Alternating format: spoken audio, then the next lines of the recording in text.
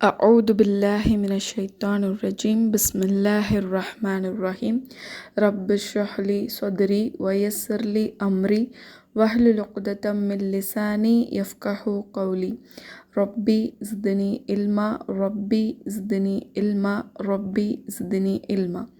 அஸ்ஸலாமு அலைக்கும் வரஹ்மத்துல்லாஹி வபரகாத்துஹு. அன்பார்ந்தவர்களே, அல் குர்ஆன் அப்படிங்கிற நேர்வழிகாட்டியை அல்லாஹ் இறக்கி நம் ஒவ்வொருவரையும் கண்ணியப்படுத்திய ரமலானுடைய மாதத்தை அவனோட கருணையையும் மன்னிப்பையும் எதிர்பார்த்தவர்களாக நாம் அனைவரும் அடைந்திருக்கின்றோம். மீண்டும் ஒரு ரமலான அல்லாஹ் நம் ஒவ்வொருவருக்கும் வாய்ப்பளிச்சிருக்கான். மீண்டும் அவனுடைய அருளை ருசிக்கும் வாய்ப்பினை நம்ம ஒவ்வொருவருக்கும் அல்லாஹ் வழங்கியிருக்கின்றான். அல்ஹம்துலில்லாஹ். பலருக்கு இந்த ரமலான் எட்டாத கனியாக அமைஞ்சிருக்கும். நம்மளில் பலர் நம்மளுடைய உறவுகள், நண்பர்கள்னு நிறைய பேர் இந்த ரமலானை அடைவதற்கு முன்பாகவே மரணித்திருந்திருக்கலாம். அப்படி இருக்கும்போது மீண்டும் ஒரு ரமலானை உங்களுக்கும் எனக்கும் வழங்கிய அல்லாஹுவிற்கே எல்லா புகழும். அன்பார்ந்தவர்களே, இந்த உலகத்தில் வாழ்கிற ஒவ்வொரு மனிதனுக்கும், அவன் நல்ல மனிதனாக இருந்தாலும் சரி, அவன் தீய மனிதனாக இருந்தாலும் சரி, வயதானவனாக இருந்தாலும், இளைஞனாக இருந்தாலும், இல்லை குழந்தையாக இருந்தாலும், ஆணாக இருந்தாலும், பெண்ணாக இருந்தாலும் சரி, இப்படி இந்த உலகத்தில் வாழ்கிற ஒவ்வொரு மனிதனும் விரும்புகிற ஒரு விஷயம் ஒன்று இருக்குது தெரியுமா? அது எவ்வளோ கொடுத்தாலும் வேணான்னு அதை சொல்ல மனமே வராத ஒரு விஷயம். அது இல்லாத போது அது கிடைக்காதா அப்படின்னு ஏங்குற ஒரு விஷயம்.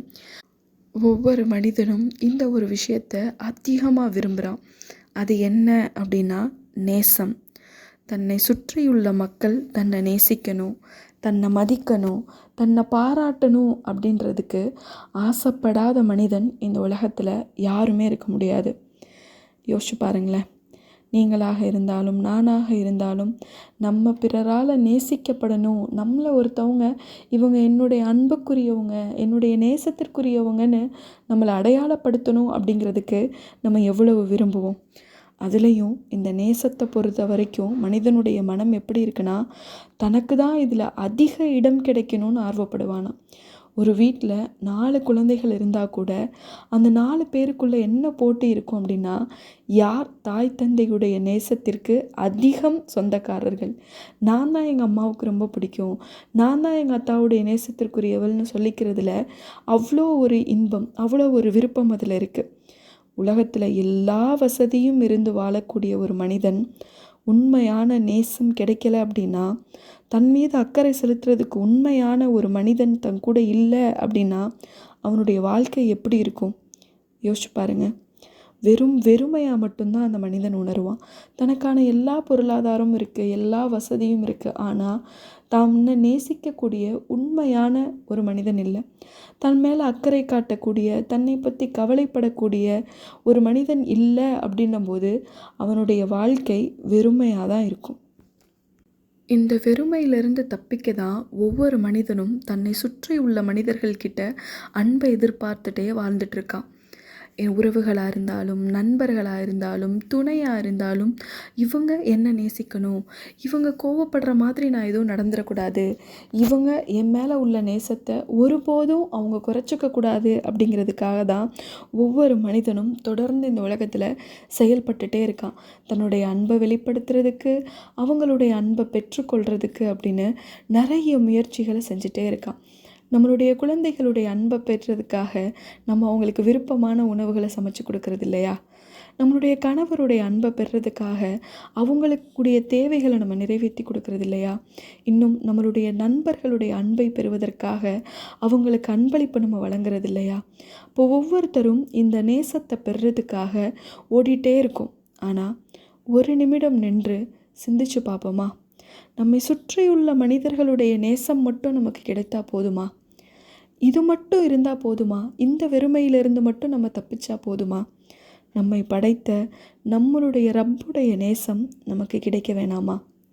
நம்மளுடைய ரப்பு நம்ம மேலே எப்படிப்பட்ட ஒரு எண்ணத்தில் இருக்கான்? நம்ம மேலே நேசத்தை வெளிப்படுத்திட்டு இருக்கானா, இல்லை நம்ம வெறுத்துட்ருக்கானா? இதை பற்றி என்னைக்காவது நம்ம யோசிக்கிறோமா? அல்லாஹுடைய அன்பிற்கு அருகில் நம்ம இருக்கோமா, இல்லை அல்லாஹுடைய வெறுப்பிற்கு அருகில் நம்ம இருக்கோமா? உலகத்தில் தற்காலிகமாக கிடைக்கிற மனிதனுடைய நேசத்திற்கு இவ்வளோ கவலைப்படுறோமே. நாம் இறந்து போயிட்டா அதோட அந்த நேசமும் முடிஞ்சிருமே. அப்படிப்பட்ட ஒரு நேசத்திற்காக இந்த உலகத்தில் நம்ம ஏங்குறோமே. என்றும் நிலைத்திருக்கக்கூடிய இந்த உலகத்திலையும் மறுமையிலையும் நம்மளை வெற்றியாளர்களாக்கக்கூடிய, நாளை மறுமையில் நம்மளை சொர்க்கத்துக்கு கூட்டிகிட்டு போகக்கூடிய அல்லாஹுடைய நேசத்தை பற்றி நம்ம என்னைக்காவது கவலைப்படுறோமா? மனிதர்களுடைய நேசமும் அல்லாஹுடைய நேசமும் ஒன்றா? அல்லாஹுடைய நேசம் எப்படிப்பட்டது? நபி ஸல்லல்லாஹு அலைஹி வஸல்லம் அவங்க சொல்கிறாங்கல்ல, அல்லாஹ் ஒரு மனிதனை நேசித்தா என்ன செய்வான் அப்படின்னா, ஜிப்ரீல் அலைஹிஸ்ஸலாம் அவங்கள கூப்பிட்டு இந்த அடியாரை நான் நேசிக்கிறேன், நீங்களும் நேசிங்கன்னு அல்லாஹ் சொல்வானாம். ஜிப்ரீல் அலைஹிஸ்ஸலாம் அவங்களும் அந்த அடியாரை நேசிப்பாங்களாம். அதுக்கப்புறமா வானத்தில் இருக்கக்கூடிய எல்லா மலக்குமார்கள்கிட்டையும் ஜிப்ரீல் அலைஹிஸ்ஸலாம் அவங்க சொல்வாங்களாம், இந்த அடியானை அல்லாஹ் நேசிக்கின்றான், நானும் நேசிக்கிறேன், அதனால் நீங்களும் நேசிங்க அப்படின்னு சொல்லுவாங்களாம். அப்போது வானத்தில் இருக்கக்கூடிய எல்லா மலக்குமார்களும் இந்த அடியானை நேசிப்பாங்களாம். இறுதியாக பூமியிலையும் இந்த மனிதன் மேலே உள்ள நேசத்தை கொண்டு வந்து விதைப்பாங்களாம். பூமியில் இருக்கக்கூடிய எல்லா மனிதர்களுடைய மனதிலையும் இந்த மனிதரை பற்றிய நேசம் ஏற்படுத்தப்படுமா. சுபஹானல்லாஹ். நம்மளுடைய நேசமும் அல்லாஹுடைய நேசமும் ஒன்றா? இந்த உலகத்தில் மனிதர்கள் நம்மளை நேசிக்கலைன்னா என்ன ஆகிட போகுது? நம்ம மேலே அளவு கடந்த நேசம் அவங்க வச்சுருந்தா கூட நம்ம மரணித்த சில மாதங்களில் சில ஆண்டுகளில் அதை மறந்துடுவாங்க தானே. தற்காலிகமான நேசம்தான். ஆனால் அல்லாஹுடைய நேசம் எப்படிப்பட்டதுன்னு பாருங்கள். வானத்தில் உள்ள எல்லா உயிரினங்களும் நம்மளை நேசிக்குது. பூமியில் இருக்கக்கூடிய எல்லா உயிரினங்களும் நம்மளை நேசிக்கக்கூடிய அளவு அல்லாஹுடைய நேசம் உயர்ந்தது.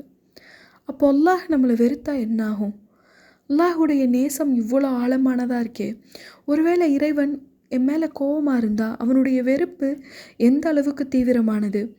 அல்லாஹ் எந்த ஒரு அடியானை வெறுக்கிறானோ, எந்த ஒரு அடியான் மேலே கோபப்படுறானோ அந்த அடியானுக்கு அல்லாஹ் வழிகாட்டுதலை தடை பண்ணிடுவான்.